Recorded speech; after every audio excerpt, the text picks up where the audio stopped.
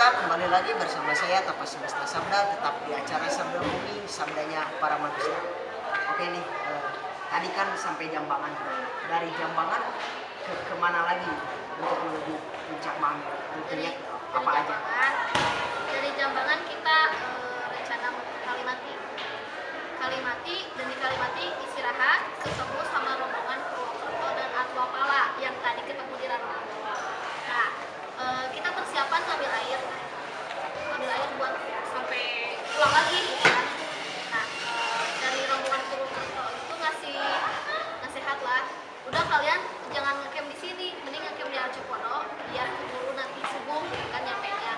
Soalnya kan kalian pendaki pemula. Setelah itu mereka membekali kita tali webbing, namanya itu webbing. Tali itu webbing. Webbing buat nanti kalau ada yang mau bisa ditarik-tarik gitu. Dan ini tuh nyawa, itu nyawa kalian jangan sampai keinjek karena akan mengurangi kekuatan. Kita semua percaya lah gitu kan.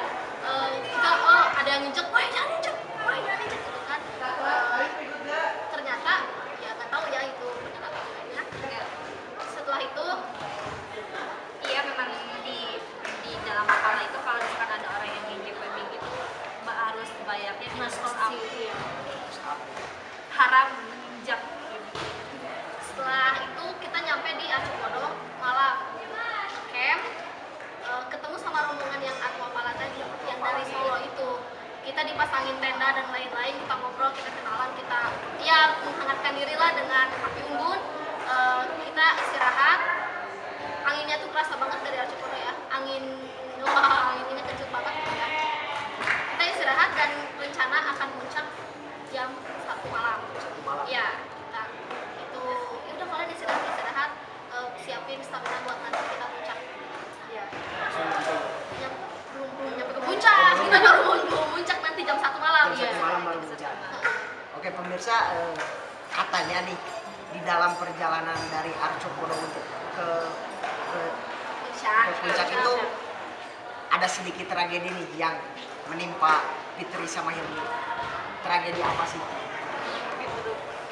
Kalau aku sih tragedi apa ya, itu paling kemasukan batu-batu pasir ke mata. Padahal waktu itu aku udah pakai kacamata dan pakai masker, tapi tetap aja si batu-batunya itu masuk ke mata. Dan untungnya karena kita barengan sama rombongan Atwapala, kita ditolongin di sana. Jadi aku sampai si batu-batu yang kena mata itu sampai di center, dikeluarin pakai apa sih? Tisu atau apa sih pokoknya. Kalau Sakit sekali. kalau untuk Hilmi tragedi apa nih? Ya, Kalau Hilmi parah. itu pas lagi ngedaki ya udah lanjut, kalau Upit masih di kaki ya. Ngedaki Barengan. Iya, oh iya. Setelah kaki. setelah Hilmi sama itu. Oh iya. Setelah Hilmi sama batu, aku baru itu kerasa. Waktu itu pas naik karena kita perjalanan menuju puncak itu keren banget, treknya wow. Jadi sekali kita ngambil langkah, kita akan turun beberapa langkah. Satu langkah turun bisa 3-5 langkah bisa kita turun ya, karena semuanya trek pasir Ya, dan ada beberapa batu aja yang bisa kita injak gitu. kemiringannya sekitar 75 derajat. Kayak gitu. Pas ketika kita sempat diingetin juga sama rombongan Atwapala, kalau misalnya mau nginjek atau pegang batu itu harus cek dulu batunya. Maksudnya kalau ketika kita nginjek yang batu nggak paten, kita bisa ngejatuhin tuh batu dan kena sama orang yang bawa kita. Dan ternyata ketika lagi cek terus tadinya capek pengen duduk, akhirnya duduk. Pas duduk teriakan batu. Iya, kan kalau ada orang yang bilang rock dari atas atau misalkan batu, berarti si batu itu lagi jatuh ke kita ke bawah. Pas teriakan dari atas itu baru nyampe banget kedengeran sama telinga, karena kita duduk tuh ngebelakangin puncak. Nah ketika duduk kayak gitu kedengeran batu. Pas mau ngebalik batu ternyata ngehentam aku. Awalnya kena kepala dulu, kena dagu juga. Waktu itu yang luka dagu sama daleman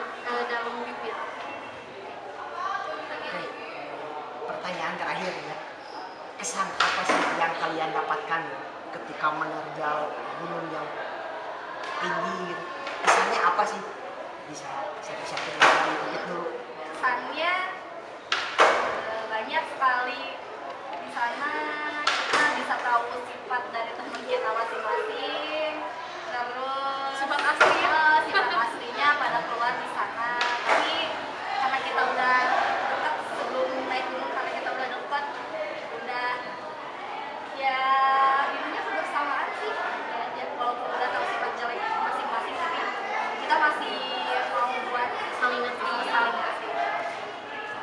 Kalau untuk ini gimana? Kesan yang didapat nih?